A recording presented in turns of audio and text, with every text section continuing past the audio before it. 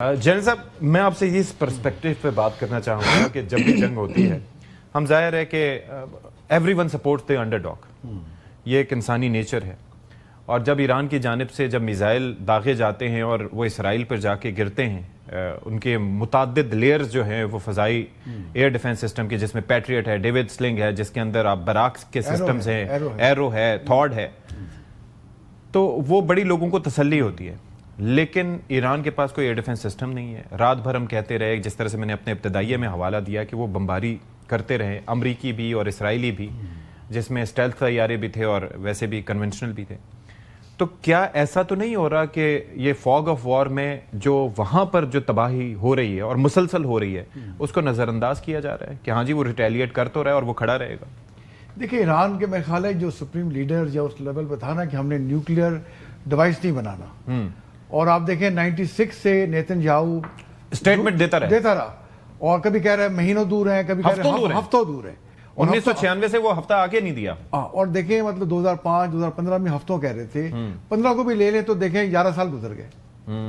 تو یہ جو ہے نا کہ ان میں کلیئرٹی نہیں تھی جیسے پاکستان نے بنایا، آج بھگت رہے ہیں بیٹھ کے.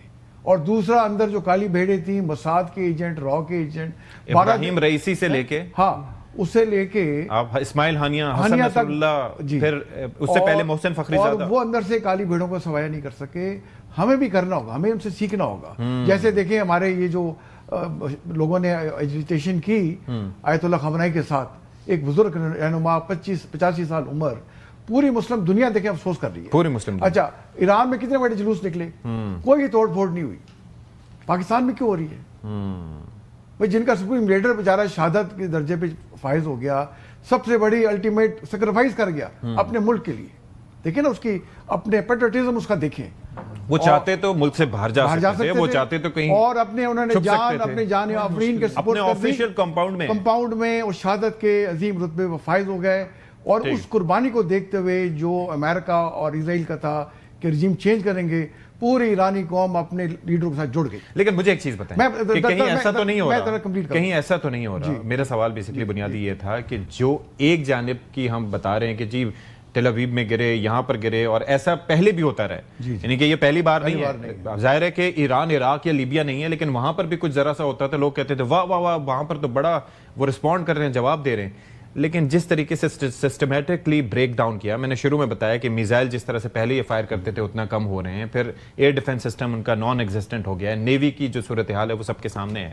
تو آر وی مسنگ آن سم تھنگ؟ نہیں، میں سمجھتا ہوں کہ دیکھیں امریکہ جو کر سکتا تھا نا، اس نے میکسیمم اپنا جو اگریشن یا بمباری کرنی تھی وہ کر چکا ہے. ٹھیک ہے، اچھا. ہاں، ایران نے ابھی تک اپنا میکسیمم رسپانس نہیں دیا. میں یہ سمجھتا ہوں ان کی آج ڈیفنس منسٹر کی اسٹیٹمنٹ بھی آئی ہے کہ ابھی تک ہمارے پاس جو ہمارے نیول جو ہمارے میزائل ہیں یا ڈرونز ہیں، ابھی تک تو ہم نے لانچ ہی نہیں کیے.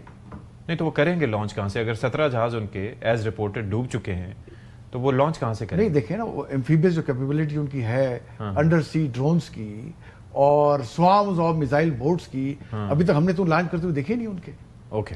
اچھا، اس کے بعد دیکھیں، آپ دیکھیں ہمیں ایک اوورآل گیم سمجھنی چاہیے. دیکھیں جو ہمارا پچھلے سال مارکا ہوا، پہلے انڈیا نے ہم پہ اٹیک کیا، جی ہم نے جواب دیا، اور اس پہ بھی امریکہ نے اس کو کہا تھا کہ آپ کا آپس کا معاملہ ہے. صرف ہمارے جواب نے ان کو مجبور کیا. اچھا، اب ادھر دیکھیں کہ 25-26 کو جاتے ہیں مودی صاحب شرمی سے، جس لیڈر کے خلاف انٹرنیشنل کرمنل کورٹ نے ارسٹ وارنٹ ایشو کی، میں وہاں جا کے ملتے ہیں، واپس آتے ہیں، اسے پاکستان پہ اٹیک ہو جاتا ہے، اگلے دن ایران پہ اٹیک ہو جاتا ہے، اور ایران پہ اٹیک کے ساتھ ہی انڈیا ہمارے خلاف ساتھ بارڈر پہ ایئر ایکسرسائز شروع کر دیتا ہے. جی ٹھیک ہے. اور آپ دیکھیں ہماری قوم کی، آپ دیکھیں بہادری دیکھیں، اور ان کا دیکھیں وہ جذبہ دیکھیں کہ پاکستان میں دیکھیں رمضان کے مہینے کتنا امن ہے، لوگ خوشحال ہیں، سڑکیں رواں دواں ہیں، مارکیٹس بھری ہوئی ہیں، لوگ رمضان کی جو برکتوں سے بہرہ-مند ہو رہے ہیں. ٹھیک ہے. تو یہ سارا کریڈٹ دیکھیے ہمیں ان کو سلوٹ کرنا چاہیے، ایکنالج کرنا چاہیے ہمارے بہادر افواج کو، ہماری انٹیلیجنس ایجنسیز کو،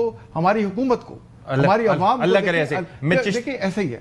تو میں یہ سمجھتا ہوں کہ وقت کے ساتھ ساتھ جو ہے نا امریکہ ٹائم لوز کر رہا ہے. اچھا. اور ایران جو ہے اس کا میجر رسپانس ابھی آنا ہے، اور یہ بڑی مشکلات پیدا ہوں گی امریکہ کے لیے بھی اور اسرائیل بلکہ خطے کے لیے بھی.